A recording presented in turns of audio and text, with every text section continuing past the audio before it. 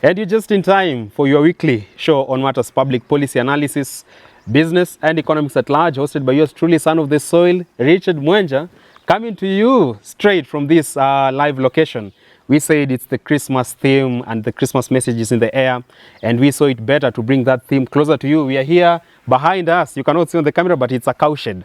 The manger is there, bringing the message home. Christ is about to be born. We are here with none other than Ndegwa Njiru, a seasoned advocate of the High Court of Kenya and senior partner at Ndegwa and Ndegwa Company Advocates, and also a celebrated thought leader. He is here with us today to discuss a plethora of issues in the world of economy, that is Kenya's economy. So let's take a deep dive into the conversation of the day. Ndegwa Njiru. Yeah, Richard, how are you? I am well, glad to see you. Welcome home. You have many homes in this city. With a lot of humility, we've seen God's blessings through this year. God has been gracious, He has been generous. We owe it to Him that He has been able to bring us this far. This time we had the first day of January. Sure. Now we are counting the last days of 2023. When we began this year, many of us never knew what was awaiting. True. It's a year that had a lot of uncertainty, and as usual, even that uncertainty still hangs in the air to that. But at least we have something to thank God for. God has saved us. He has seen us through thick and thin. We have a reason to thank God that we are here where we are today. Many of us are not. They are not alive today. Sure. Some of our friends are sick, others have gone to be the Lord. So we have a good reason and a genuine reason to say thank you. And most importantly, that He is allowing us to see this festive season. Sure. So we have a reason to say thank you to God. But even as I continue breaking the ice and to bring it on a more personal level, there is a magnificent house behind us, your house being constructed, one of your many homes. Yeah. But let me ask, who rears cattle in Nairobi? We are just seeing herds of cattle around us here. Who does that? You see, part of my early upbringing, I was brought up in the village, and one of the major tasks was to look after the cows. They had a lot of cows, so and by then zero grazing was not very well embraced, especially kwa mashinani. So we used to have them the free range. And I and my brothers, our work was to look after the cows, just like any other boy growing in the village. Oh, very well. So I have a serious attachment to cows, serious attachment to cows. I look at them as ornamentals. And of course we always say that kwa mzee Mkikuyu lazima kukue na ng'ombe. Ya maziwa. So here we do our own milk. We sell the surplus to our neighbors. Yeah. And you donate some to the less fortunate. And we donate some as and when need arises. Very well. In fact, the cup of tea that you'll take this evening will be made from the fresh milk. At least that's assuring, and it will actually give us more reasons to stay in your compound. But then again, let's look at the conversation of the day. Yes. And we have to start from the side of the urge among Kenyans for the government to do something or to ramp up their efforts in bringing new tidings their way. Yes. And let me start from the side of DP Rigathi Gachagua. The other day he was in Kitui for a ceremony in a church, and he had something to say about the economy and the trajectory of the country. Yes. There's need for Kenyans to exercise patience and grant President Ruto the grace of time so that he can fix the mess in this country. And he also asked people in Kitui to fix their politics, that is to make them come from opposition and get into the government so that they can enjoy some fortunes that come with you supporting the president. But let's start from this question of the need to grant the president more time to fix the economy. Yeah. Do you subscribe to actually regard this argument? Rigathi is a wise acre, and Rigathi is one of those guys who have not realized or believed that they're in government. They have created an imaginary mess. And they've created an imaginary mess to keep on having a reason to blame for their inefficiency and their ineptness. So the kind of the inefficiency and ineptness that this administration is exhibiting, Sure. and the kind of the thick forest they have found themselves in, they have to look for a scapegoat. So now that they are not able to fix the economy as they had promised the hustlers. They are looking for an escape route. Oh, we are trying to fix the mess. There is no mess. This mess is an imaginary mess that is taken as a scapegoat by William Ruto and his cohorts led by Rigathi Gachagua. But then again, Dego, there could be true mess because CS Treasury Ndungu has come forth and said the Treasury It's a mess they have created themselves. Even the liquidity challenges they are talking about? The liquidity challenges we are in has been occasioned by the fact that these guys are drawing all the resources from the national coffers to their private coffers. Corruption is the one that has created this mess. And this corruption is under the auspices of William Ruto and Rigathi Gachagua. Remember, when 3 months into government, Rigathi Gachagua's associates were involved in the mosquito net scandal. Was it for about 7 billion or something? Or multi-billion scandal. Yes, it was a multi-billion scandal. Months later, we have the edible oil. Months later, we have the 17 billion diesel. Yeah. Right? Sure. Months later, we have the rice, the free duty-free rice importation from the Ministry of Agriculture, 26 billion. So this is an artificial position we have found ourselves in because of the inability of William Ruto and Gachagua to have effective administration. The breakdown of the law, the breakdown of the rule of law is one that has caused this mess. The breakdown of our institutions under the auspices and under the guardianship and supervision of William Ruto and Rigathi Gachagua is one that has caused this mess. Sure.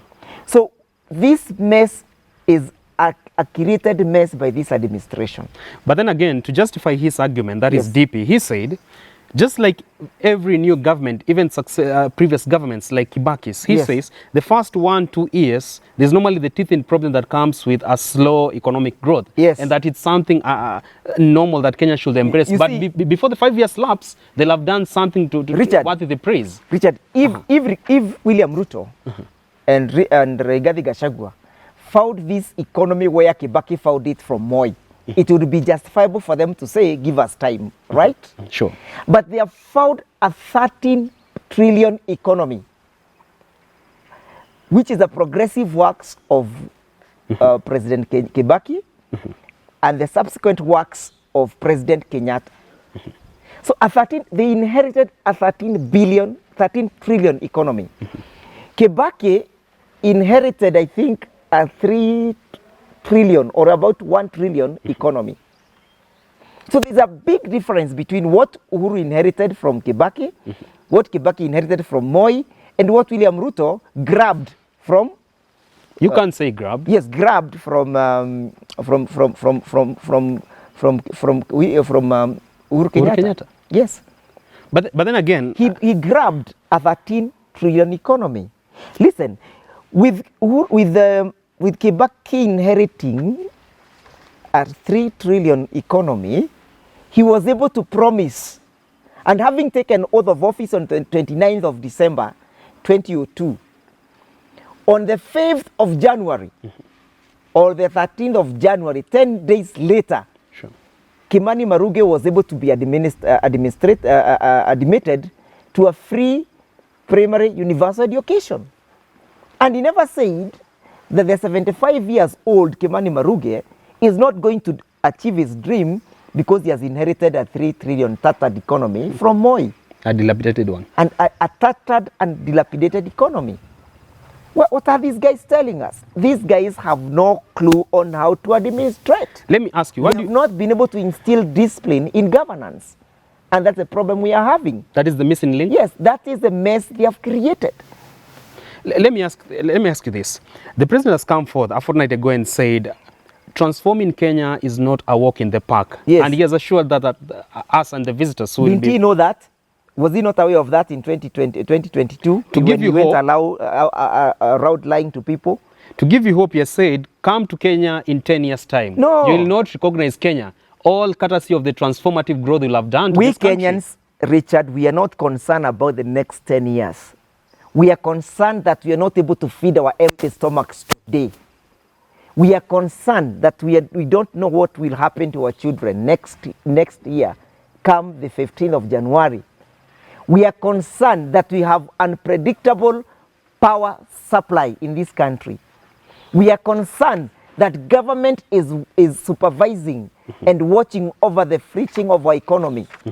Government is supervising the stealing of our resources. Those are our concerns. We are concerned that roads are not being constructed.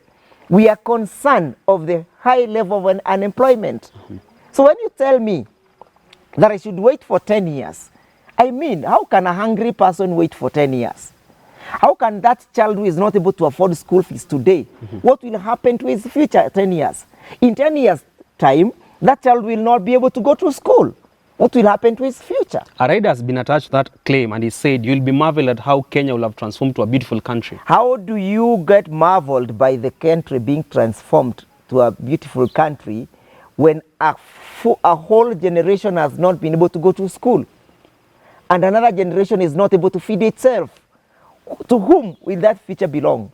But to address some of those concerns you've taken concern with, some of the issues you've taken concern with, case in point, the affordable housing. He has said to dignify human life and human living, you go to Mukuru slums through the affordable housing scheme that he has brought on board. It is now looking like Europe. That is the word he's used. Mukuru kwa Jenga now, if you go there, you'll think you're in Europe. Richard, Don't you find there's an essence and an ounce of confidence that comes from such sentiments from the president? I love William Ruto'S imaginations. I really admire his ability to imagine and to create things in his mind and to visualize them and actualize them in his mind. That Mukuru kwa Jenga, that London is speaking about, only exists in William Ruto'S mind. It exists in his imaginations. It exists, I think, only in the realm of his imagined spiritual realms.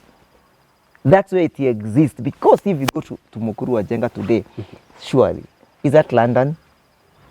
London is underway. It's on the pipeline. Let me tell you, that person of Mukuru Ajenga does not care about London. That is not his concern.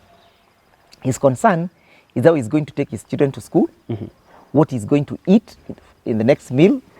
That Mukuru kwa Jenga person requires good sanitation.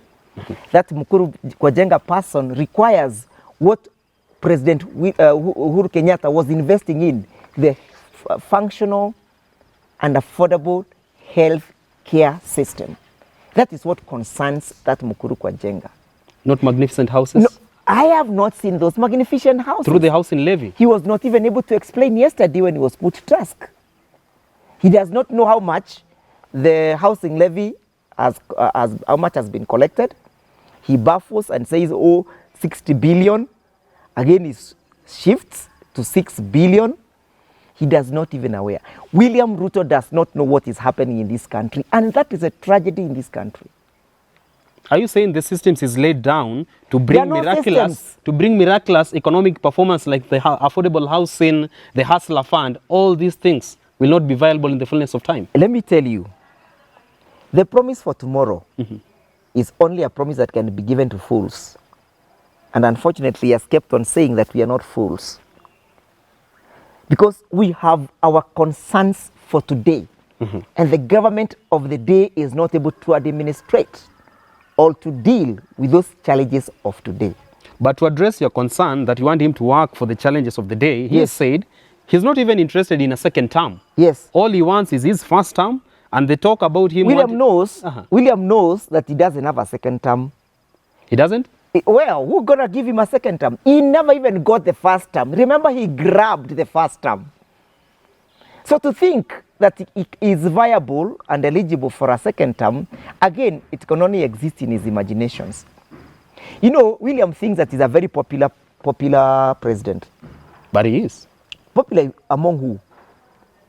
How do you grab, through the assistance of some foreigners, you get assisted to acquire 200,000 votes over and above Azimio, then you think that you are popular. You are popular in what? He's only popular in his village, Sugoi. He won't emerge the winner with a landslide defeat in 2027? Where?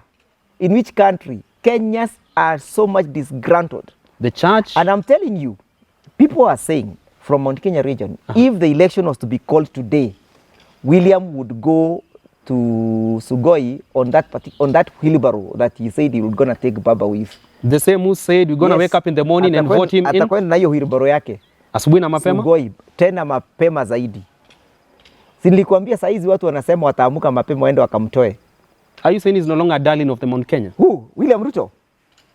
William Ruto? Sure. The bubble has burst. He's not, and he has never been. Remember, he acquired his popularity in Mount Kenya region by misrepresenting and creating an imaginary enemy in the name of Uhuru Kenyatta.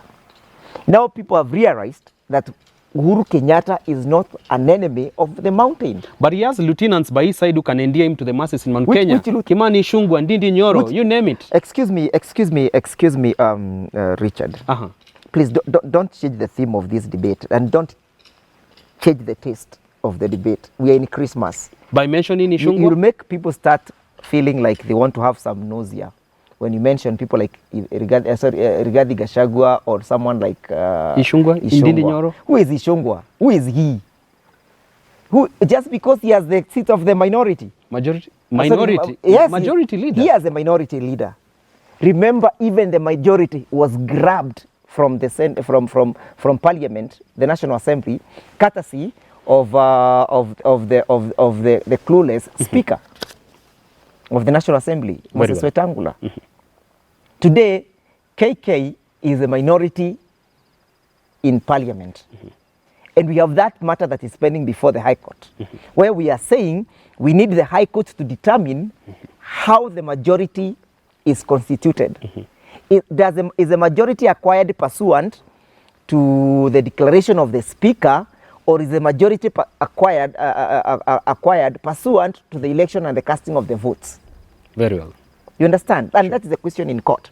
So when you mention that that boy called Kimani Ichung'wah, and I call him a political boy, and when you say that he can be able to sway and convince people to rally behind William Ruto, you must be wallowing in the miasma.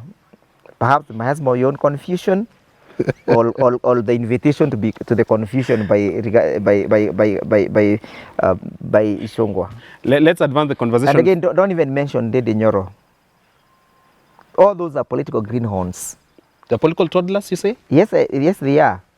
The political toddlers. You can't mention everyone in Mount Kenya to be a political toddler. You started with Rigathi Gachagua. Kuna watu bwana. Unajua Mount Kenya region kuna watu. There are people who are silently watching. They have been flattened. Their mountains have been flattened. You cannot say that you're flattened people like Martha Karua, Jeremiah Kioni, people like akina Derito Mureithi, people like akina Mwangi wa Iria, people akina Kiraito Moronge, people like akina Munya.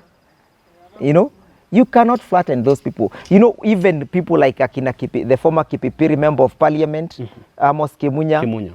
People like akina Kimemia, the former governor of Nyandarua. People like akina Lee Kenyanjui of Nakuru. You cannot flatten those guys. They are silent. And we keep on saying, ukiona simba amenyeshewa usidhani ni paka. Si kondo. Very well, Ndego. People are planning on how to take over government come 2027. On a scale of 1 to 10, what are the chances that Ruto cannot be president in 2027? The scale of 1 to 10. If you want to know the scale of the probability of him getting into power in 2027, look at the number of the people who are disgruntled by his administration. Barely everywhere you go, people are complaining about the high cost of living. Yeah? Be it Rift Valley, be it Mount Kenya. Everywhere. People are complaining about the high cost of living. We shall get to that. Where will he get these votes from? Yeah. Before we bring the show to a wrap, let me have your thoughts on this. What Public Service CS Moses Kuria said the other day on national platforms. And he had this to say, that the president has the stamina, and he has the stamina that you have to be on your toes to keep up with him. He mixes charisma, brilliance, vision, and energy, a combination that Kenyans will come to appreciate soon. How true are the sentiments of Moses Kuria about William Ruto? You know, William Ruto is this guy who presenting himself as the best thing ever to happen in Kenya after the sliced bread. And I've kept on saying that. Can't you be any times. polite? No. You know, I'm describing him from how he is. He thinks that is the best thing ever to happen in Kenya after the reception of the sliced bread. But he seems to be a master of many trades. Financial expert, climate change expert. Yeah, that's William Ruto for you. William Ruto will submit on anything. And you know, he never processes his thinking. Why though? Why are you saying that? Yes, he never processes. Because some of the things that he mentions, you realize that at the fullness of time, you know, they are not real and they cannot be actualized. For example, he got excited by the G2G government oil deal. And then he went public saying, we are going to bring the dollar to 115. Right? Sure. That's somebody who was speaking without putting into full motion his faculties. For one reason, that he didn't know that the dollar is not just influenced by the G2G. Right? Yesterday I heard him swallowing his words. US Fed as the interest rates. You know, so he's now all of a sudden blaming the US, left, right, and center. On one side, he's saying, oh, the US has helped us. You heard him say. Sure. On the other side, he's saying, oh, the dollar is high. You know, William Ruto, whoever will have the opportunity of writing home about him will have a lot to write. Are you saying Moses Kuria is a false mouthpiece of the president? Well, I think Moses Kuria, I grant it unto him that he had to write what he has written, but I'm so sure he doesn't believe in what he has written. The charisma and brilliance? Yeah, remember Moses Kuria has been labeled the black sheep in this administration. You can even see William Ruto does not even want to recognize him and perhaps even give him is it the Elder of the Burning Spear or something, or those awards. So I think he's fighting for his survival and he's justified to mention such kind of words. To William Ruto, but at least we're able to test. The empirical test speaks otherwise. The titration does not add up to what he's saying. And that point by Ndego and Jiru takes us to the wrap of this conversation, talking a plethora of issues in the world of economics and taking a particular bias on Kenya's economic structure and the leaking holes therein that we need to fix and address today, if not yesterday. Time now for Fan of the Week. It is this amazing advocate of the High Court of Kenya, Mwangi Ndegwa of Ndegwa and Ndegwa Company Advocates. Yeah, that's my younger brother. He is? And he's my partner in the firm. I actually bumped into his name the other day, yes. and looking at his track record in law, I mean, it's quite... Yeah, he's quite a diligent man. Yes. So it runs in the family? With humility, yes. With humility, yes. We thank you so much because we know you've been such a fan of the channel and you've always kept us company through engagements, and we really thank you so much, Mwangi Ndegwa. So until we meet next time, do have yourself a very, very Merry Christmas and a Happy New Year. Ndegwa Njiru, talk to your people in Gishugu. Watu wangu wa Gishugu, watu wangu wa Kirinyaga, watu wangu wa Mlima Kenya. It's now the high time that we begin to realize ourselves and we actualize ourselves to the extent that now we must realize that William Ruto lied to us, and we have been able to see that the lies is not able to keep up and to match with his lies. The lies are faster than the realities. His lies are more faster than his ability to actualize the realities. Well, unfortunately, I don't know to say fortunately, that is the Christmas message from Ndegwa Njiru to you all, especially people of Mount Kenya. Until next time, do have yourself a very, very great viewing of this program and channel, and enjoy the rest of your day.